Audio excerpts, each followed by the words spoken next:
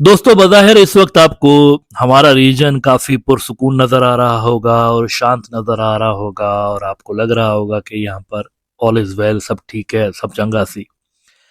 लेकिन अगर आप बगौर जायज़ा लें हमारे रीजन का, तो 3 असल में फ्लैश पॉइंट्स ऐसे हैं जो कि किसी भी वक्त एक बड़े क्राइसिस में कन्वर्ट हो सकते हैं। 3 ऐसे एरियाज़ हैं, 3 ऐसे वाक़यात चल रहे हैं इस वक्त रीजन में कि जो कि किसी भी टाइम पर एक बड़े कन्फ्लिक्ट में कन्वर्ट हो सकते हैं। पहला तो जो इशू आपको नज़र आ रहा है ईरान और अमेरिका का नज़र आ रहा है। ईरान के बहरी बेड़े खड़े हुए हैं, यहाँ पर हमारे रीजन में खड़े हुए हैं, एयरक्राफ्ट कैरियर्स उनके खड़े हुए हैं, उनके जंगी जहाज खड़े हुए हैं और इनके दरमियान टॉक्स चल रहे हैं, अमेरिकन के दरमियान और ईरानियों के दरमियान। नाउ अमेरिकन ने ऐलान किया हुआ है कि अगर हमारे टॉक्स फेल हुए तो हम यहाँ पर ईरान के ऊपर हमला कर देंगे। उधर से ईरानियों ने भी कहा हुआ है अगर हमारे ऊपर हमला हुआ तो फिर हम इसराइल के ऊपर हमला कर देंगे।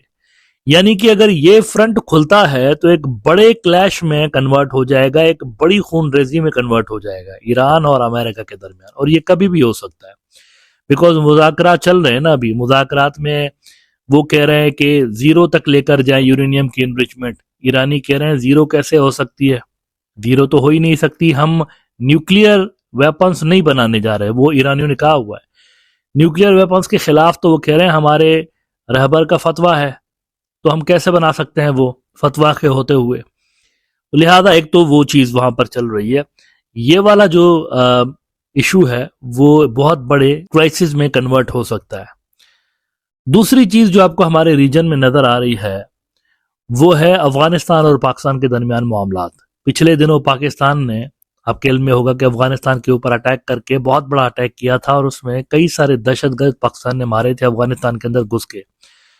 अच्छा, इसके साथ साथ पाकिस्तान अपने मुल्क के अंदर भी हाथ धो के पीछे पड़ गया है भारतीय प्रॉक्सीज के, चाहे वो टीटीपी हो, बीएलए हो। आज भी मैं देख रहा था नॉर्थ वजीरिस्तान में 30 से ज्यादा टीटीपी के जो खारजी हैं उनको मारा गया है। इसी तरीके से बलूचिस्तान के अंदर बीएलए के कई सारे कारिंदों को कल परसों और उससे एक दिन पहले भी बड़ी कार्रवाइयां उनके अगेंस्ट भी हुई हैं। उनके अगेंस्ट भी पाकिस्तान हाथ धो के पीछे पड़ गया उनके।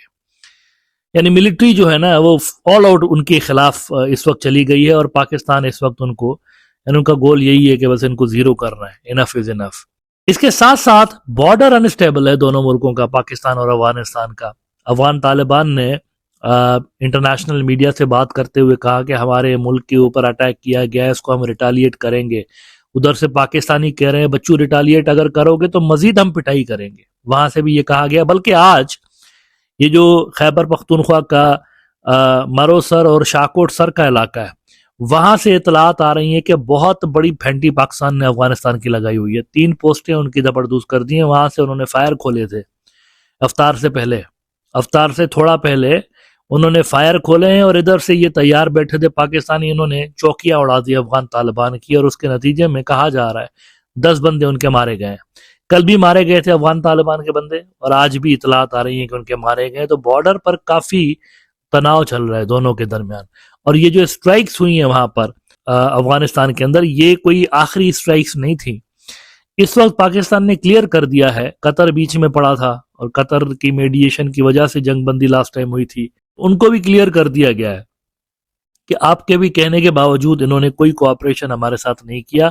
ना ये बंदे हमारे हवाले कर रहे हैं टीटीपी के, ना ये खुद उनके अगेंस्ट कार्रवाई कर रहे हैं। नतीजतन हम खुद कार्रवाई करेंगे। पाकिस्तान ने कहा है कि हम खुद कार्रवाई करेंगे, हमें जहां इंटेलिजेंस मिलेगी कि यहाँ पे कोई टीटीपी का टॉप वैल्यू टारगेट मौजूद है तो उधर जाके हम वहां पर कार्रवाई करके आएंगे। तो ये वाला जो फ्रंट है दूसरा, ये कभी भी ओपन हो सकता है। ये फ्लैश पॉइंट है। पहला ईरान आपको बता दिया मैंने, दूसरा ये वाला है और ये भी अनसर्टेन है। इस वक्त यहां पर भी कभी भी कुछ भी हो सकता है। और तीसरा जो कि इस वक्त आपको अनलाइकली लग रहा है लेकिन मैं उसको रूल आउट नहीं कर सकता, that is India Pakistan. India Pakistan, अब मैं ऐसा क्यों कह रहा हूं, क्योंकि लास्ट टाइम मई में जो इंडिया ने पाकिस्तान के साथ एक पंगा लिया, उसकी बहुत भारी कीमत इंडिया को चुकानी पड़ी है। इंडिया को लग रहा था कि ये जो फॉल्स फ्लैग ऑपरेशन हुआ था पहलगाम में, तो उसके बाद इनको लग रहा था कि हम अच्छा परफॉर्म करेंगे कुछ, और हमारी मिलिट्री की एक एक इमेज जो है वो कुछ बेहतर होगी, लेकिन उल्टा हो गया। पाकिस्तान ने उनके 10-11 जहाज गिरा दिए इंडिया के, और इंडियन मिलिट्री की ऑल टाइम लो इस वक्त रेपुटेशन है इंटरनेशनल लेवल पर। अगर आप देखें, कभी इंडियन मिलिट्री इतना बड़ा एक मजाक बन के रह गई है इस वक्त। यानी बड़े दावे करते रहते थे 90 अरब डॉलर, तो पता नहीं इतने अरब डॉलर का हमारा बजट है, तो पाकिस्तान का इतना कम बजट है। भड़का दिया पाकिस्तान ने सब के बावजूद। तो उनके ऊपर बहुत ज्यादा प्रेशर है कि वो कुछ अपने आप को दोबारा से इंटरनेशनल लेवल पर उनकी मिलिट्री जो है अपनी साख बहाल करने के लिए कुछ करे। ये इनके ऊपर गुज़िश्ता साल से लेकर दबाव बना हुआ है। इसके चलते नरेंद्र मोदी गया हुआ था इजराइल। नेतन्याहू 3 मरतबा यानी दौरा कैंसिल कर चुका था इंडिया आने का, उसके बावजूद नरेंद्र मोदी इजराइल पहुंच गया।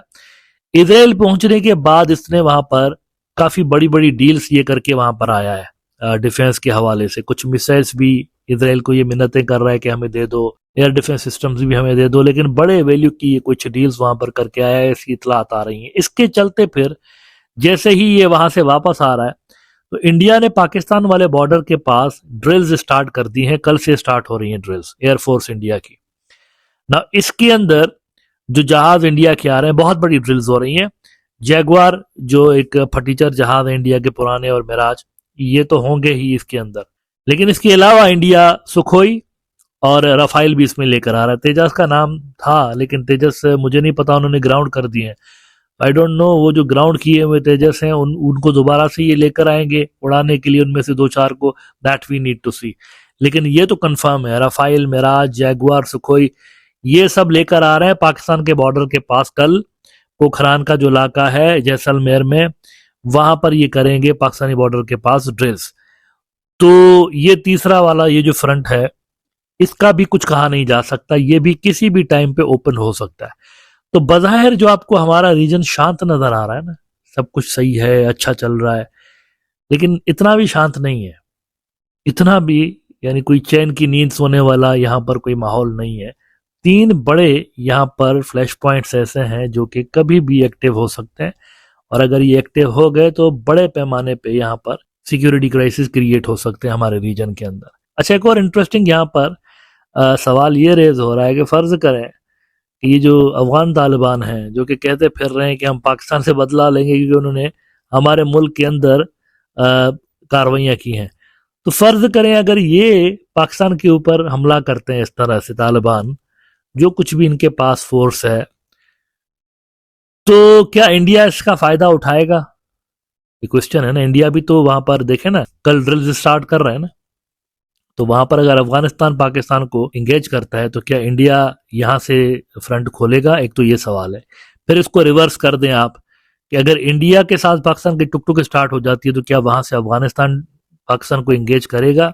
ये 2 इंपॉर्टेंट सवाल है। इसमें तो कोई शक नहीं है कि दोनों जो धड़े हैं टीम बना के खेल रहे हैं पिछले कोई 1-1.5 साल से लेके, दोनों का एक गठजोड़ है, और ये कोई अब ढका छुपा गठजोड़ नहीं है। लेकिन अफसोस की बात यह है अफगानिस्तान के लिए कि ये गठजोड़ सिर्फ अब इंडिया और अफगानिस्तान का नहीं है। इसमें ओपनली आपने देखा है पिछले 24 घंटों में इजराइल भी कूद पड़ा हुआ है, इजराइल भी है इस गठजोड़ के अंदर। तो तालिबान को सोच समझ के इकदाम उठाने पड़ेंगे इंडिया के साथ जाने के हवाले से, कि अगर वो उनके आलायकार बनते हैं या उनके मोहरे बनते हैं तो इंडिया अकेला नहीं है, वहां पर सेहूनी भी हैं पीछे उनके, तो ये असल में सेहूनियों के मोहरे बन रहे होंगे। तो इस एंगल से भी अफगान तालिबान की क़यादत को सोचना पड़ेगा कि ऐसा ना हो कि वो बेवकूफ़ी में सेहूनियों के हाथों में खेल रहे हो। As far as Pakistan is concern, तो उनकी मिलिट्री के जो DGISPR हैं वो तो बड़े क्लियर थे। उन्होंने कहा था कि तुम दोनों आ जाओ, तुम दोनों का शौक पूरा कर देते हैं।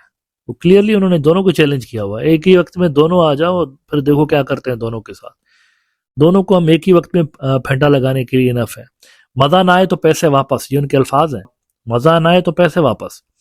तो पाकिस्तान बड़ा क्लियर है, उनको पता है कि अफगान तालिबान या इंडिया जो है वो ज्वाइंट फ्रंट भी खोल सकते हैं। तो उस हवाले से भी पाकिस्तान ने अपनी तैयारियां मुकम्मल करके रखी हुई हैं।